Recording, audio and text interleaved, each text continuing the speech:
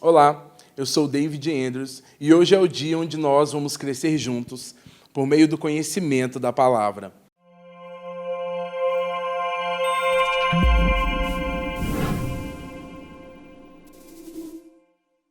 Estamos vivendo dias onde a preocupação tem sido tão excessiva que tem gerado medo no nosso coração, mas nós podemos olhar para a palavra e encontrar o descanso que a nossa alma precisa. Hoje nós vamos ler o livro de Mateus, no capítulo 6, a partir do versículo 25. E o tema diz: a ansiedade solicitada da vida. Por isso vos digo, não andeis ansiosos pela vossa vida, quanto ao que haveis de comer ou beber, nem pelo vosso corpo, quanto ao que haveis de vestir. Não é a vida mais do que o alimento, e o corpo mais do que as vestes? Observai as aves do céu, não semeiam, não colhem, nem ajuntam em celeiros. Contudo, vosso Pai Celeste as sustenta. Porventura, não valei vós muito mais do que as aves? Qual de vós, por ansioso que esteja, pode acrescentar um côvado ao curso da sua vida? E por que andais ansiosos quanto ao vestuário? Considerai como crescem os lírios do campo. Eles não trabalham nem fiam. Eu, contudo, vos afirmo que nem Salomão, em toda a sua glória, se vestiu como qualquer um deles. Ora, se Deus veste assim a erva do campo, que hoje existe e amanhã é lançada no forno, quanto mais a vós outros, homens de pequena fé. Portanto, não vos inquieteis dizendo: que comeremos, que beberemos, ou com que nos vestiremos? Porque os gentios é que procuram todas essas coisas, pois vosso Pai Celeste sabe que necessitai de todas elas. Buscai, pois, em primeiro lugar o seu reino e a sua justiça, e todas estas coisas vos serão acrescentadas.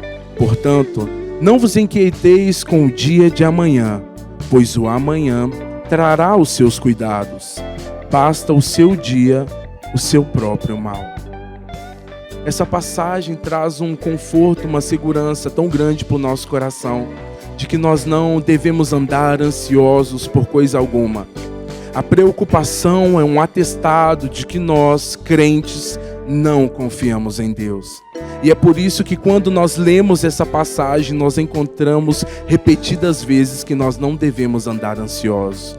Porque nós não somos órfãos, nós temos um Pai. Nós não precisamos estar desesperados porque Ele tem cuidado de nós.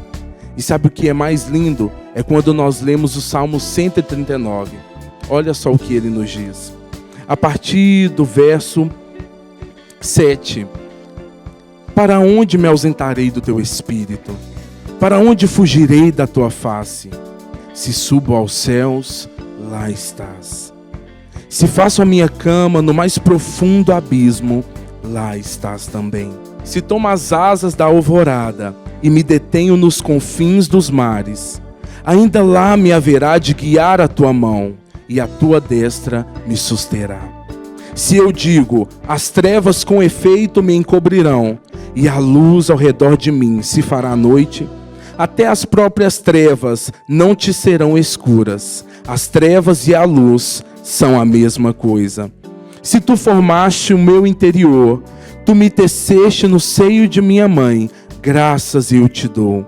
Visto que por modo assombrosamente maravilhoso me formaste. As tuas obras são admiráveis, e a minha alma o sabe muito bem. Os meus ossos não te foram encobertos, quando no oculto fui formado e entretecido, como nas profundezas da terra.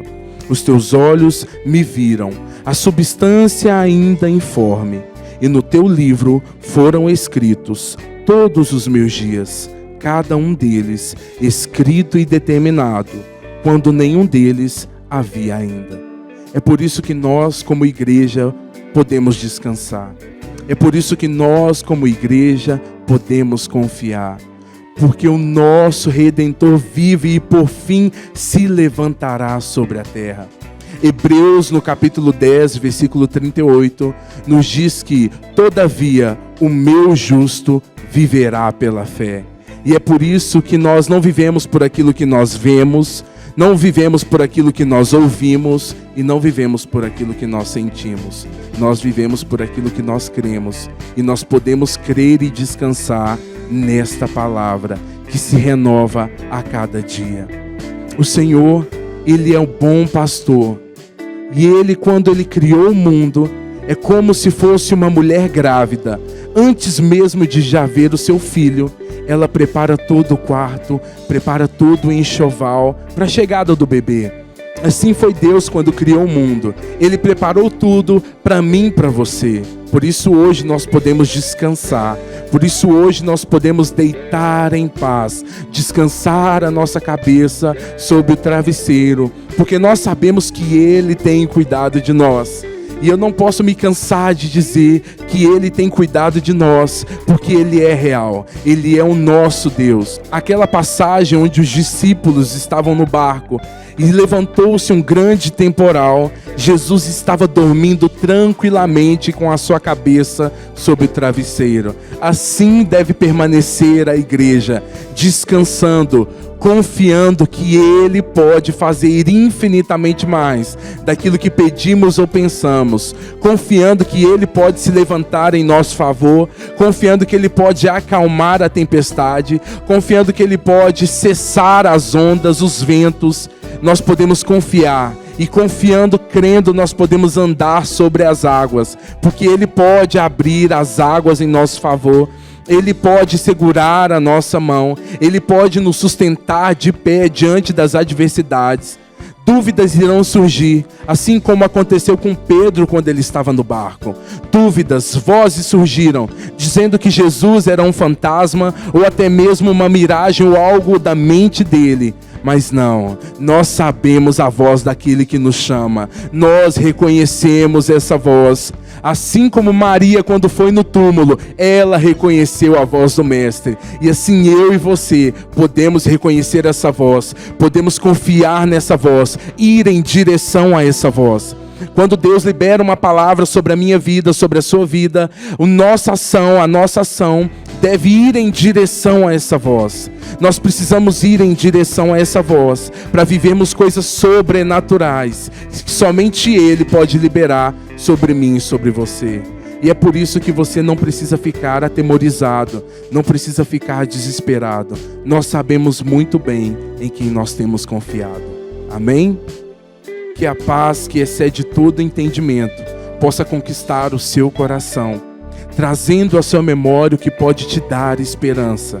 Que você seja abençoado na prática dessa palavra, porque nós sabemos que Ele é bom, Ele é o poder do amor que transforma.